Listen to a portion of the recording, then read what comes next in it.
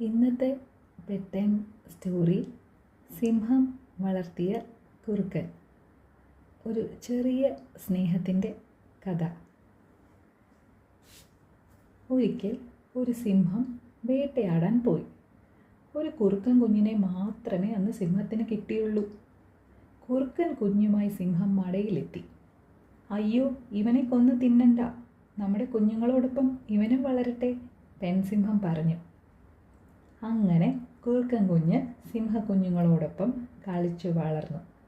പെൺസിംഹം സ്വന്തം കുഞ്ഞിനെ പോലെ അവനെയും വളർത്തി.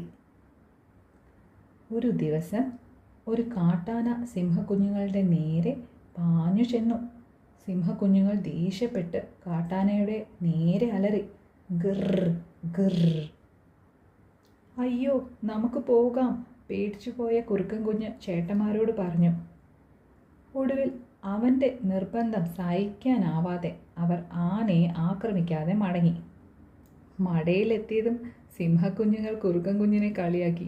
അയ്യേ, പേടിത്തോണ്ട്. അത് കേട്ട് കുറുക്കൻ കുഞ്ഞിന് സങ്കടം വന്നു. അപ്പോൾ അമ്മ സിംഹം കുറുക്കൻ കുഞ്ഞിനോട് അവൻ്റെ കഥ പറഞ്ഞു. നീ കുറുക്കനായതുകൊണ്ടാണ് ആനയെ കണ്ടപ്പോൾ പേടിച്ചത്.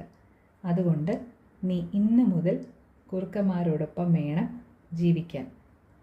സ്വന്തം കൂട്ടരോടൊപ്പം ജീവിക്കുന്നതാണ് നല്ലതെന്ന് മനസ്സിലാക്കിയ കുറുക്കൻ കുഞ്ഞ് എല്ലാവരോടും യാത്ര പറഞ്ഞ് സന്തോഷത്തോടെ വേഗം കുറുക്കന്മാരുടെ അടുത്തേക്ക് പോയി. ഇതിൽ നിന്ന് എന്ത് മനസ്സിലാക്കാം? ഒരു ചെറിയ സ്നേഹം ഒരു വലിയ സന്തോഷങ്ങൾക്ക് കാരണമാവും.